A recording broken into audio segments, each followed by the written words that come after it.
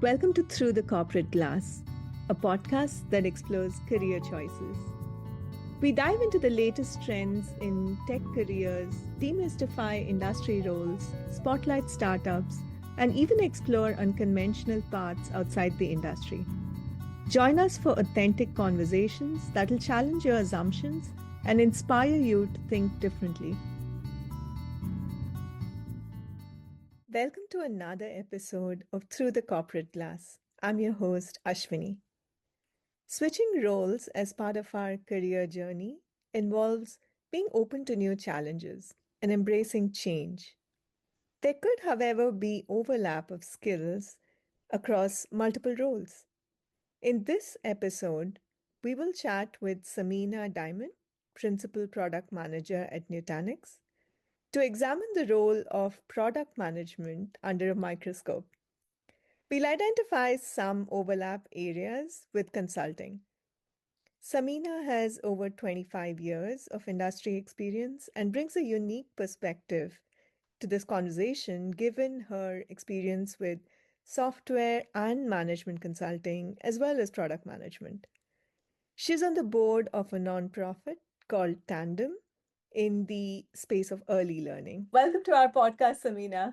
Thanks, Ashwini. Happy to be here. Super excited to chat with you. Let's start from the beginning. What are your core areas of interest? How did it all begin? I think for me, I've had a very organic development of my career. It's like dots that connect when you look back, but looking forward, you would never have guessed exactly how it would turn out. A long part of my first part of my career, probably 15, 20 years, I did consulting. And obviously in consulting, wear a lot of different hats. So it was consulting, but with an engineering hat. And obviously you do a lot of work with customers and are involved in a lot of different parts of the business and the process. Through the growth in that area, I went more into management and kind of like technical management. And I think that there was a time that there really wasn't even a title like product manager. And so it was like you were doing a lot of different things. And eventually, after having invested so much time with so many different organizations, I really had this craving to be in industry so that I wouldn't have the end of a gig come and then eventually all the knowledge that I had learned just gets put to the side. Obviously, learn skills, but like the deep knowledge in an organization would be put to the side, and then you have to learn something new. And I think I always found that exciting for a long time. But eventually I was like, I feel like that this doesn't fully use my abilities. Like I can transition so quickly and learn quickly, but also what if you have deeper knowledge and you stay at the company? Right. And so that's how I switched out of consulting and into industry. Interesting. That's a really unique journey. I'm also curious, now you're into product management. So when you made the choice to get into industry, I guess you chose product management for a reason. Yeah, that's true. And even in that, it was kind of like I wore two hats. So when I went into industry, I went to DoorDash, and there I had many roles that I had because it's a startup world. I also joined before the hypergrowth, right before hypergrowth. So I went into that, and there was, I would say, it was probably understaffed in many ways, which is why you end up wearing so many different hats. But what I was interested in was managing a team. I really like solving the business problem and helping it get implemented because that was all like the consulting skills. So it was all the things that like I was already good at. But in industry, like what is the title that works? I think my title was like program manager, and my hats were like program manager, product manager, and engineering manager. Interesting. So that was how like it was a blend of all these things. Yeah, I'm curious, just comparing and contrasting your consulting world with what you had to do in DoorDash and then subsequently now at Nutanix as well. What do you think stands out in terms of your day-to-day experiences? Yeah, I think the day to day actually has a lot of overlap. And so I think that there's actually a lot more similarities than differences. When I first started Nutanix, I didn't know how different it would be. I think that what was really different was not really the day to day, but maybe understanding the way people operate and how to, in like the PM role, a huge part is influence, right? You have to understand the customer, gather the data, and through all of that, you have influence to get hopefully the right things implemented. And so that was the part, like the whole influence and how that worked is really different. I think that makes a lot of sense. You don't have the direct power as a product manager. You don't have a role which says, hey, you have control over XYZ, but then you have to just make things work on influence, which is pretty Yeah. challenging.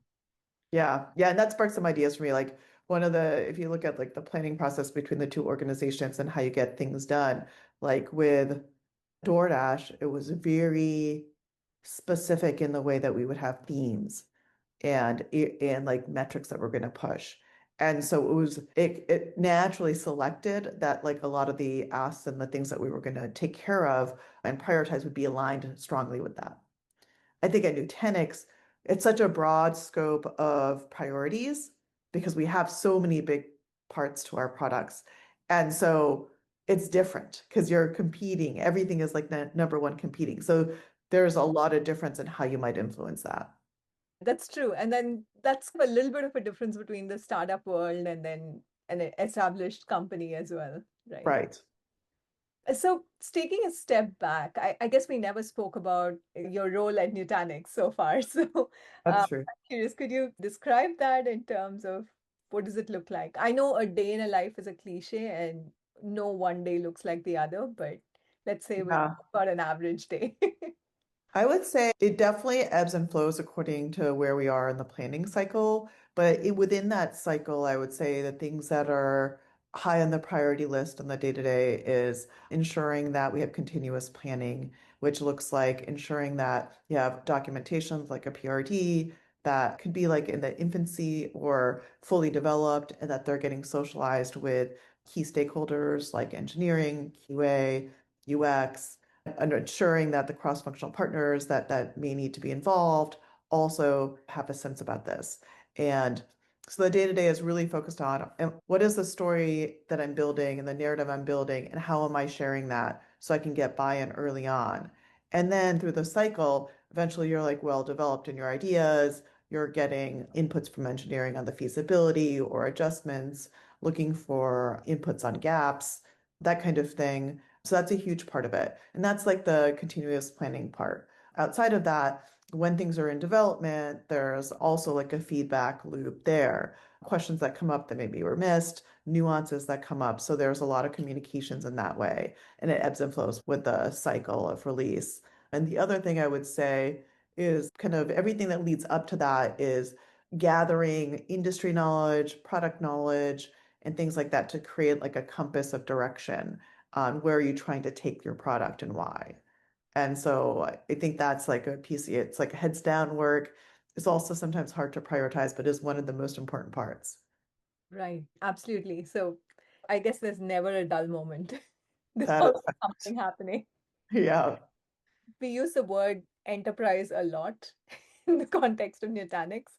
How would you say an enterprise is actually different, given that you've worked with so many companies in your consulting life, and then you've also been there in a startup? I think with enterprise, at least like obviously I have limited experience because Nutanix is my one enterprise company, but I've done a lot of consulting with enterprise level organizations. And I think that it's really about this idea of having the central product that is used by very large customers. So who your customers are, the type of customers that are using your product in a way that's like central to what they're doing. One of the things I think in theory like differentiates it is like it's one code base going for everybody, whereas a lot of times you can do like one-offs when you're not at the enterprise level and do customization stuff. So that's one of like in theory like the differences. I don't know in actuality if it actually pans out like that, but something that it seems like to me.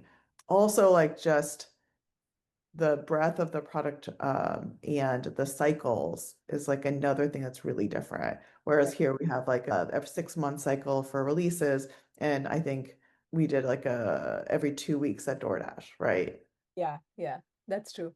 Yeah, I guess there's a lot more in terms of like just the governance aspects of it and the legal and security clearances that you need. And so essentially everything keeps adding up to like the life cycle, I guess. Right. And the other thing I would say is there's so much connectedness through everything. So your piece can't go, well, at least the area I work in, your piece can't go without a lot of people's hands touching it because there's so many dependencies. And also like the level of testing that's needed for enterprise quality is so high. And you have a complex product that's going to be a lot more testing. I think that if you have maybe a less complex product, it might be different. But with the complexities we see, it definitely requires a lot of hands to get to the point that it's live. Yeah, that makes sense. Actually, could you describe just the product and what you work on at Nutanix? Yes. So for the area that there's a few things that I own, I would say like my primary area is called on-demand cross-cluster live migration, which is basically a tool that allows you to migrate virtual machines from different clusters and without having any downtime. And so this becomes really critical to do load balancing, to do updates VMs, and really like it could be even as simple as like we've had a customer that they are weather sensitive. So if they know a storm is coming through, they may want to move their VMs to actual physical different location, which is possible when you're in a virtualized environment. Fantastic. And then this is all at the virtualization layer that we're talking about. That's correct. Yeah. I'm sure there are a ton of challenges, but yeah, are there any that are kind of top of mind, either in the context of like just the enterprise nature of the company or just virtualization or anything that Yeah. you encountered? Yeah, I mean, this particular product, that some of the biggest challenges that I've seen is really the interoperability. Like there are so many combinations that one might support, and you have to pick and choose what you're going to support. And so that could be like with this particular product, networking becomes a huge factor. And so there's different networking capabilities and which are being supported in which scenarios. And especially if you're going across clusters, which is a big boundary it's a big deal if you're crossing that boundary. So really getting to the point that we're always trying to make everything work everywhere. And so getting to the understanding what that really looks like and then closing the story on that. Actually, that's a very interesting point that you brought up, right? This probably ties in a little bit to your motivation that you mentioned in terms of going deep. What do you think the learning curve has been in some of these areas just to be able to go deep into this to even define it as a PM, right? Yeah, I think that you definitely are striking a chord with me, considering that when I joined Nutanix, I didn't have sector knowledge. So I really was coming with a really deep experience in general in technology and product management and whatnot. But without the sector knowledge, that's where I had the greatest amount of learning, in addition to just working within an enterprise corporate environment. So those were the two factors. You learn as fast as you can, but also you have to get your hands dirty to really have like the full knowledge of I've released it, now I see how it goes. These are the learnings, or what are gaps in my knowledge? You don't know what you don't know. So that's a hard factor. For me, at this point, I just hit around 2 years at Nutanix. So when I first started, I remember meeting someone who was from within the sector who had been at Nutanix a year and a half and was like, "Oh, I'm still new." And I thought, really? That's what they think after a year and a half. But now, after going through that journey, it was shocking how long the onboarding and really getting to full speed takes sometimes. And I think that was for somebody with the sector knowledge. So without sector knowledge, I think that it's even more challenging. In some ways, I think that not really knowing how challenging it was going to be worked to my advantage because I just went for it, but it was pretty steep. Yeah, and that's a very interesting observation because I guess the good thing about it is you're bringing in a completely fresh perspective, given that you're looking at it through a new lens. But then it's Right. a steep learning curve in terms of getting into the nuts and bolts of it. Yeah, I do think when you come from outside the sector, then you may solve problems differently, that kind of thing, what you're talking about, even the way of approaching problems and maybe being even more flexible in some ways because you don't have a way of looking at it that's limiting yet. Right. I think the other thing in a product manager role, there's a lot of variation in terms of what happens on a day-to-day basis. I'm curious what your take is in terms of just how different things are. There's the variation between the cycles, but even within that, there's a lot of unpredictability, right? Oh my gosh, yeah, that is a fact. And what the way that I think of it tactically is like I don't really have a to-do list. Like I have the goals for that day, but every day I have to rethink what are my priorities today because it could be based on communications that came in, customer needs that are like impeding somebody, or it could be just prioritization. So like we were working on this PRD, but now this other initiative has suddenly become a hot topic. So now you have to shift gears to give that more attention. So a lot of shifting priorities and focus can happen. Also, just in a day to day, like how much are people pinging you can pull you away to be in like the tactical, like everyday piece of it. And then other times where you kind of have to almost set boundaries to get the focus time you need. Right. So, shifting gears a little bit, I'm curious, what's the favorite part of this role? Favorite part. I really enjoyed the collaboration with engineering. I think that the PM and engineering relationship is really collaborative. And when you're solving difficult problems, it can't be done in a silo. And we come up with these ideas, but really developing these ideas into something that will land for the customer and be really uh, possible to implement is a joint effort. And so I find that really satisfying when you come up with ideas, but then improve them with collaboration and then have something much better to deliver. Yeah, I agree. That's a huge adrenaline rush, right? Like every time you brainstorm and come up with something really great. Yeah, there's a lot of energy in that. I think there's so many facets to the product manager role, and I really like that you focus on these other aspects too. I mean, apart from just the technical depth and the knowledge required, I guess there's some of these other skills that need more honing, just in terms of collaboration, negotiation, just the art and craft piece of it. And I know you did something really nice and fun in Nutanix. You organized the book club for the PM team. I think that was amazing, just in terms of people carving out time to do some reading because now you have a deadline of that meeting to go to and talk about it. Could you tell us a little bit about just what your thinking was behind starting the book club and what facets it would actually improve for a PM? Sure. Part of my inspiration for the book club was that because we have a distributed team, and as you're trying to gel as a team and get to know how to work with people, and if you have PMs that are all working on their own products, you might not get that opportunity to really even understand how your teammates think, get to know how to collaborate effectively more quickly. And so I thought that sharing minds on a topic that we all care about could help bring us together that way, learning to appreciate how other people on the team think. And then you know to go to them for certain kinds of problems or who you can ask what. And a lot of the times in the book club discussions, we're reading topics that are relevant to product managers. And then we're talking about things that are working or not working at for each of us. And I think we learn about each other as well. So there's just a lot of benefits of not having it be like task oriented and now you have to go do this thing because we do so much output work. But this is really like honing the craft and also team building. Nice. Yeah, I really enjoyed that. And thanks for putting that together. Just through the lens of all that you've said about what you had to build personally to become a product manager in the enterprise space, plus all these other facets. When you hire, what do you typically look for? The first thing that popped in my mind is like really a growth mindset. Obviously, you're looking for people to have the right kind of experience, have the right skill set, that are interested in the position, that will stay for long enough to really make an impact. And so I think that the other kind of, there's some X factors, right? So I think the growth mindset is what kind of jumps out at me. How are people looking at working on a team? Are they willing to share responsibility, share credit? Learn new things, be flexible. Those are some of the things that come to mind. Awesome. I know you're also on the board of Tandem. So could you tell us a bit about the organization, about your role over there?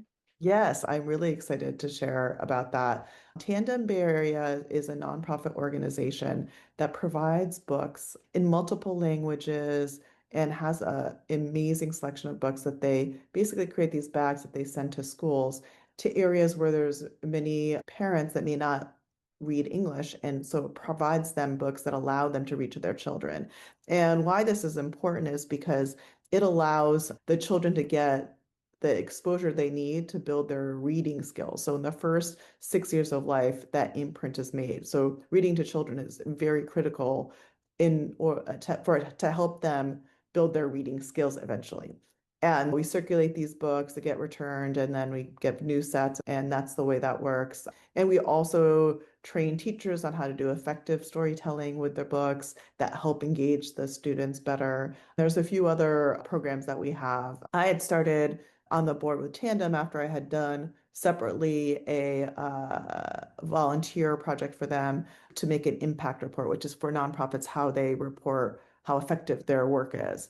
And so from there, eventually I got invited to join the board. It's been a couple of years. I think it's been a couple of years now. And actually recently I became the chairman of the board. So I'm getting to get that experience, which is exciting. So I get to work very closely with all the people on the board and the work we're doing to help the team at Tandem make big decisions. We provide guidance. The executive director is somebody we work with closely. So it's an exciting role. That's fabulous. How do you manage your time commitment? I'm sure it's really hard, like balancing both. I think that the way that every board's going to be different. I think the one at Tandem is a pretty reasonable one where the board meetings are actually quarterly, so once a quarter. And in general, people will be on two committees, and the committees meet maybe once a month. So it's pretty manageable. There are exceptions to the rule, like we have a Building on Books event that happens every year. That's a fundraising event. And around that, there was a lot of communications. So it is a bit of a balancing act, but it's not really different than anything else in life where you just prioritize the important things. That's fair, but that's really exciting and great work, actually. Happy to link Tandem in our show notes for the listeners too. That would be great. Yeah. And any closing thoughts? Any thoughts for our listeners? I guess when I look back at how my career's unfolded, I feel like some of the things that really served me was being open to the possibilities of doing things that I didn't know if I could even really do them. And in that, I learned about myself, but also had really great growth opportunities. So I encourage other people to step out of fear and logic and sometimes step into the unknown. Yeah, I love that. So comfortable being uncomfortable, I guess. Yeah, exactly. Awesome. Thank you so much, Samina. This was a great conversation. Thank you, Ashwini. It was great to join you. Thank you for listening. If you enjoyed this episode, please like and subscribe to our channel on YouTube or on any podcast platform. Follow us on LinkedIn at Through the Corporate Glass. You can leave us a comment on YouTube or send us feedback via our website, throughthecorporateglass.com. We would love to hear your feedback.